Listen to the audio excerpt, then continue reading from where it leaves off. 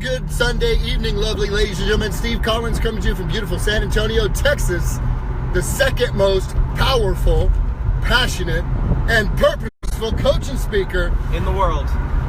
Thank you, son. I hope you guys are having a fantastic Sunday evening. My question tonight is specifically for men. Men, what if your marriage was your favorite NFL football team? Specifically a question for men. Feel free to share this with men in your life. What if your marriage was your favorite NFL team? Let me explain what I mean by that. I've had the privilege of spending an incredible amount of time around football games on a regular basis. I have a 10-year-old son who's been playing since he was 5.5 years old. I've got a son who's been playing since he was 8 or 9, and now he's in freshman in high school. And I know a lot of guys who spend an incredible amount of time, effort, energy, money, vim, vigor, intensity around the game of football. Let me say it again, around the game of football. Well, I just ain't emotional. Well, yes, you are, Buck. I seen you watching your favorite NFL game. What if your marriage was your favorite NFL team? Here's what I observe and that I love the most. When I watch boys playing football, it's always the biggest, fattest, out-of-shape man going, "You should have ran with that! You should have done that! I can't believe you did that! What are you doing?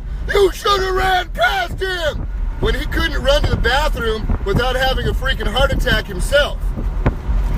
Everybody has an opinion when they're on the sideline and somebody else is doing the work. Have you noticed that? Everybody else has an opinion when they're on the sideline and somebody else is doing the hard work. Run faster! Why don't you take your 300-pound butt and run faster? Why don't you? Everybody's a sideline critic when they're not the one in the game. So here's what I want to ask men. What if your marriage was your favorite NFL team? When was the last time you got up off of your Dorito-eating, beer-drinking butt and went to work yelling at yourself on the replay for the weekend going, "I can't believe you did that. What a crappy play. You walked away from her like that, just left. What the hell is wrong with you, man? Come on. You could have done better." When was the last time you got as upset about your greasy life as you did dudes running down the field carrying a freaking pigskin? When was the last time you showed as much passion about your children as you do yelling at a freaking screen in the TV? I just want to know. Because I ain't emotional. You lying sack of stuff. Yes, you are. Yes, you are. Everybody's a sideline. I love it. I almost love watching the dads at a football game more than I like watching a football game sometimes, because I'm thinking, listen here, Tubby, you couldn't even walk down these stairs without looking like you're 90 years old, and you're sitting here yelling at a kid who practices every freaking day to knock it out of the park? Who are you? Why don't you attend practice with your son? Why don't you run the field a couple of times? Why don't you get out there and show us how it's done? Don't tell us how it's done. What if there was a show reserved specifically for the highlight reel for your week with your family? What would that look like sitting on the couch, doing the replay with the 4 guys in their cute purple suits, going, "Well, you know, Bob, right there, I tell you what, he really had it all laid up. Man, she had come home, she had everything ready for dinner. He comes in, and he's like, I ain't even hungry, I'm just going to bed. Oh, that was a bad play, Bob. What is he doing? What is he doing?" Guys, are you more interested? Are you more invested? Are you more emotionally committed to a game than to your LIFE? Are you more interested, more committed, more emotional about big dudes running around carrying a pigskin than you are about your wife and children? An interesting question, Steve Collins. Have I told you lately that I hate you? Please hate on me. Hate should be the catalyst for you maybe considering to make a change in your life. So I'm just going to ask you one more again. Gentlemen, please be real with yourself. You are emotional. You do have the ability to show passion and intensity and energy and focus. You know what the issue is? You've just believed the lie. Like my first video in the series, Man Up, that I did last week. I suggest you go back and archive and look at it. It says, for most boys, girls are kind of like math. And what I meant by that in that video when I went deep into my discourse was simply this. Most of us could really be great at math if we had just had a great teacher when we were in elementary school. Unfortunately, we had a crappy teacher that didn't even know it themselves and couldn't teach it. Therefore, we made a judgment call that I am not good at math. I'm just not good at math. I just understand. I've never been good at math. Boy, if you were to just hire yourself, spend a couple $100 and hire somebody who's a great teacher at math, you'll be a math genius like that. You know why? Because numbers don't lie. They're very, very, very simple. It's a lot easier than that. And it's a lot like that when it comes to females in your life.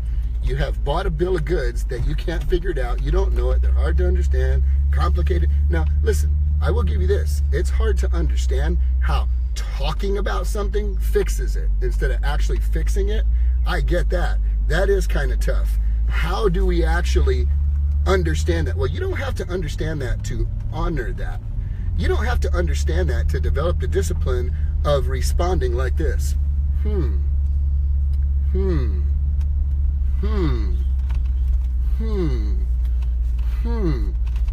That sounds really hard. Gentlemen, that was your Hail Mary play. I just gave it to you. Practice that. I'll save your marriage.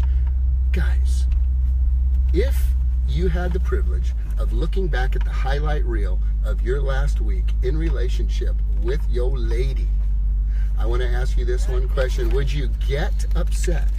Would you get frustrated? Would you yell at your fat, tubby, bootied self for being so freaking lame, for not running the play, for not getting it right, for not catching the ball, for not having the conversation, for not stepping up to the plate? Would you yell at yourself the way you yell at that flat screen TV of yours? Would you give yourself better coaching? Would you say, you had just done that, we would have won? Well, then I just want to leave this final statement with you, man. If you will give half of the energy, attention, and focus to your relationships as you do to grown men running down the field carrying a little pigskin each week, which, by the way, when you laying on your deathbed, ain't none of them NFL players gonna be sitting there hollering at you. Ain't nobody gonna be sitting there with a trophy. Ain't nobody gonna be sitting there talking about who's the Heisman Trophy winner, man, or especially in your fantasy football. Help me not judge you. Just help me not judge you. I'm even gonna go with the whole fantasy football action. Gentlemen, you have a life. You have a wife. You have a family. I suggest that you wrap your blessed assurance around the fact that if you will put in the time and the effort and the energy to learn, you can have a transformed life. Treat your marriage the way you treat your favorite NFL team, man. Just do it. And watch what happens. Maybe one day you'll have a Super Bowl marriage. Have a great evening.